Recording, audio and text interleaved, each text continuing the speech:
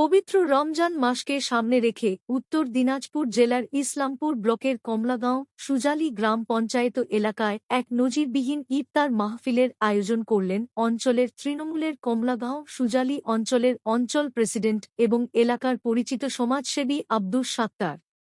রবিবার আয়োজিত এই ইফতার মাহফিলে হাজার হাজার মানুষ কাতারে কাতারে বসে একসাথে ইফতার করেন, যা এলাকায় এক বিশেষ সম্প্রীতির বার্তা বহন করে।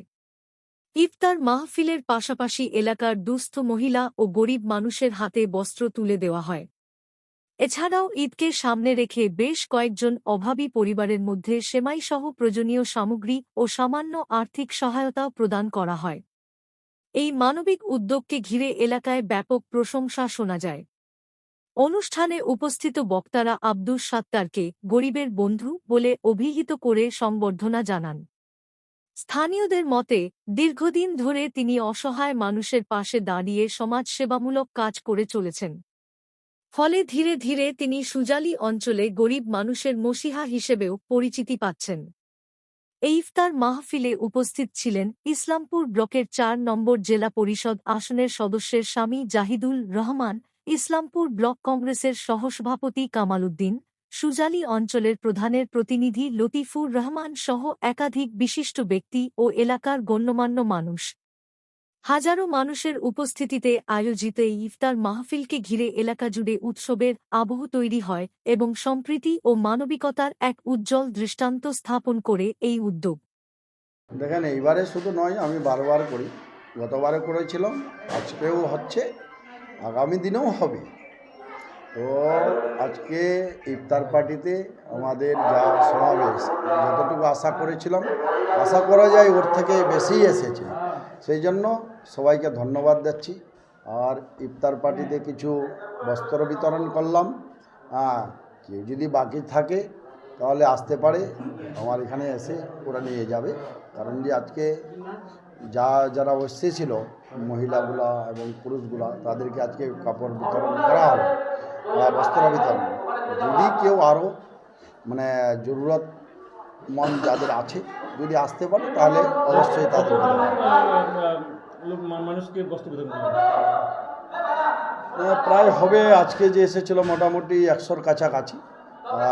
আশা করেছিলাম যে অনেক হবে, কিন্তু বর্তমান যা আমাদের এই দিকার স্থিতি, পরিবেশটা একটু ভালো হচ্ছে গতবারের থেকে।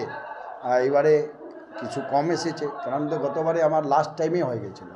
আর আজকে রবিবার, আর রবিবারে অনেকগুলা তো আমার রমজান মাসে দেখেন প্রত্যেকটা গ্রামে একটা না একটা হচ্ছেই যে ইফতার পার্টি।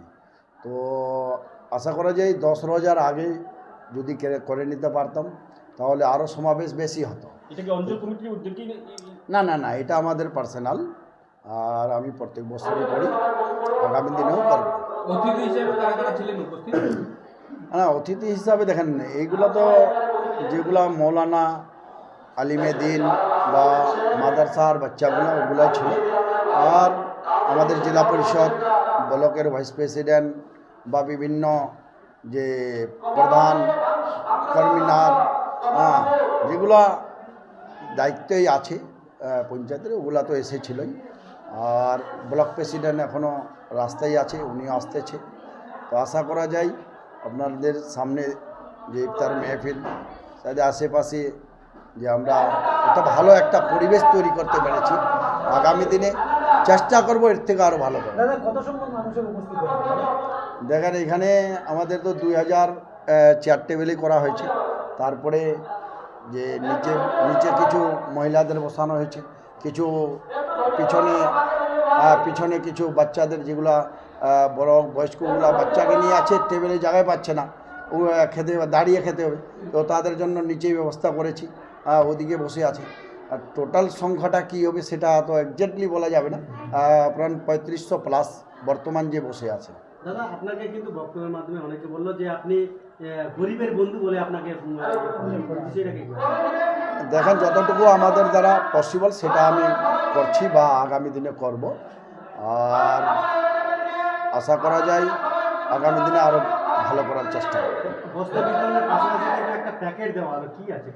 আর সেইটা দেওয়া হলো দেখেন শুধু বস্ত্র দিলাম, তার সঙ্গে সঙ্গে কিছু একটা ঈদের জন্য ঈদি হিসাবে আমরা ঈদের খুশির যে এই পবিত্র রমজান মাস এর দিনটা অনেক আমাদের যে মুসলিম ধর্মের অনেক একটা প্রতি বছরের মধ্যে এক মাস পাওয়া যায়, এটাতে যে ঈদ আসছে এটা সবথেকে বড় আমাদের খুশির ঈদ।